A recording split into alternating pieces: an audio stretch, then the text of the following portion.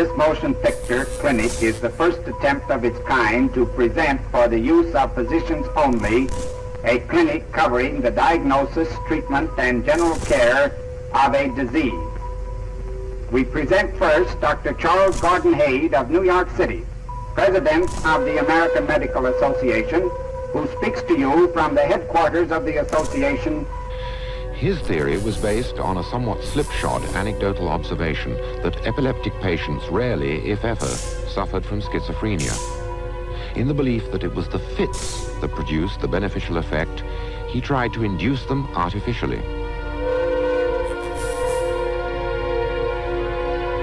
He achieved this by injecting the convulsant chemical metrazole, and although the original theory had no real foundation, there were enough favorable results to encourage its widespread use.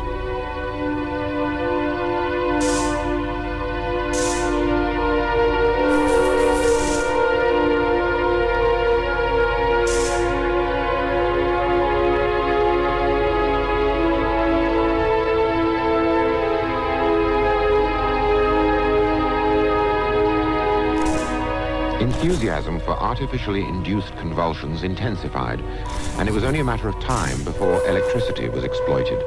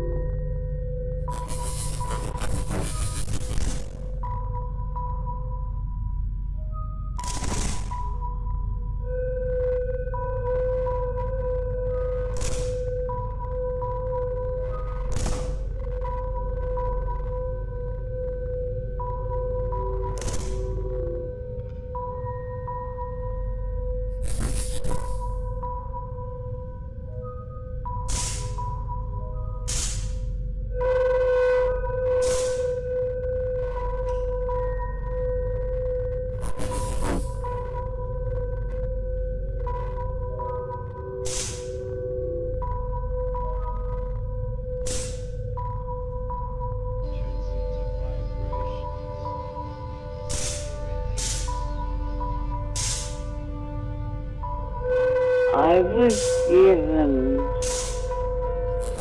a glass of Kool-Aid, and so were the other children. This Kool-Aid was spiked with LSD.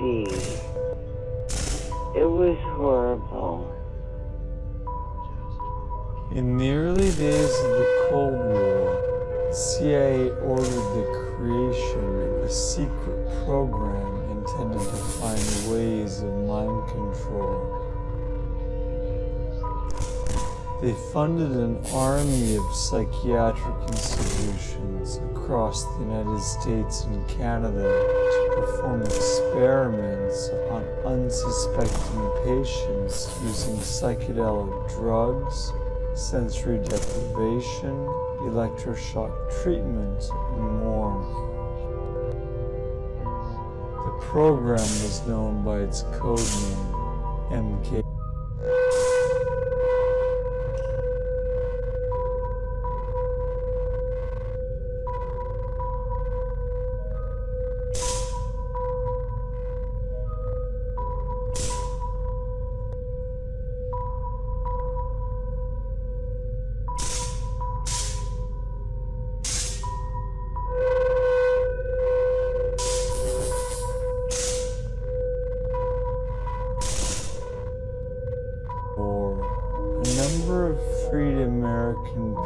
POWs came home seemingly brainwashed and espousing communist propaganda. American officials suspected that the soldiers had been subjected to what they thought were new communist mind control techniques. Alarmed by the situation, the newly formed CIA allocated $25 million for psychiatric experiments on human beings.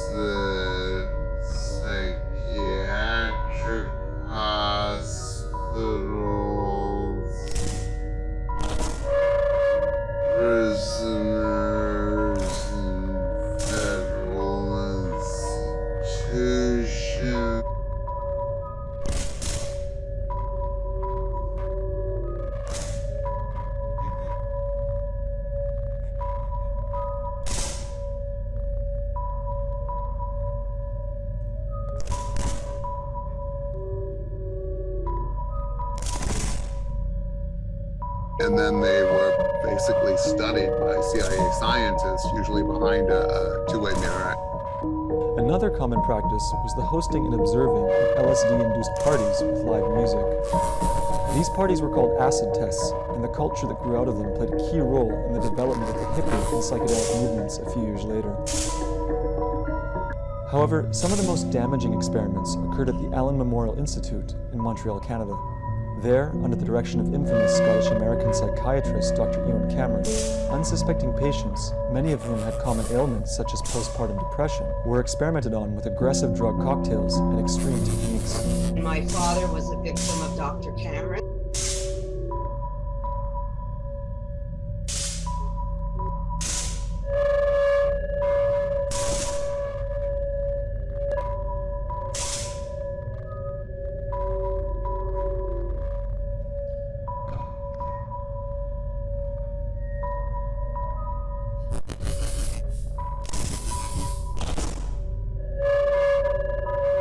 Trouble with my parents. My father and my stepmother decided to put me in the Allen Memorial Institute. They had no idea what went on in there. I was 16 when I was there. Dr. Cameron pursued a concept he called dē-patterning, which was meant to reduce patients to an infantile psychological state wherein doctors could take advantage of the person's cognitive vulnerability to attempt to rebuild their mind under the doctor's control.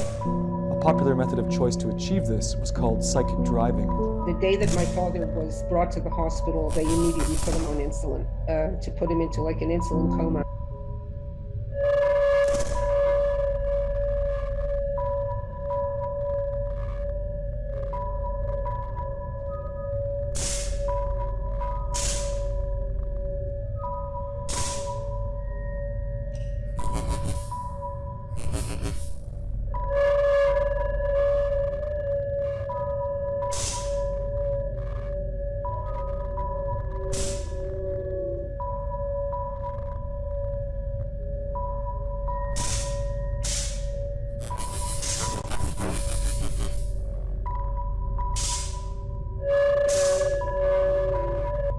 Saying that your mother hates you over and over and over and over and over. That was beside my bed constantly. Repeated 250,000 and 500,000 times. Another common method was the use of extreme Page Russell electroshock therapy. Page Russell shock treatment is approximately 40 to 75.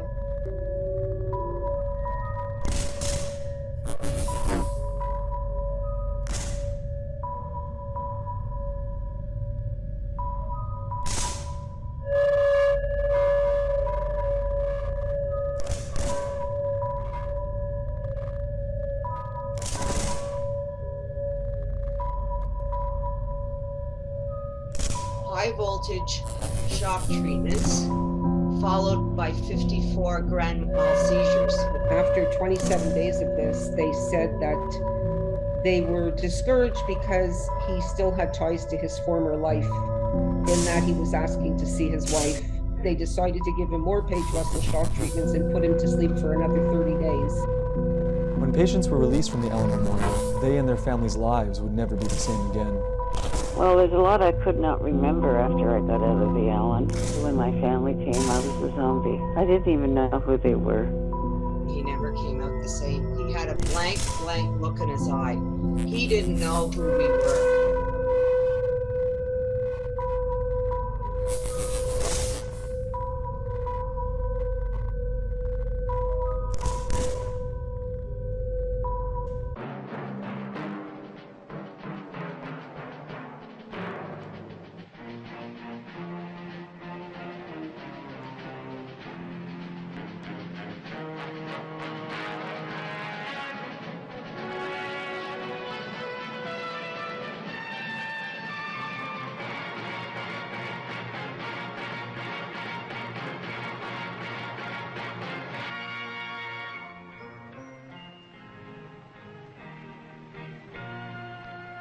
Some people have a deep, abiding respect for the natural beauty that was once this country.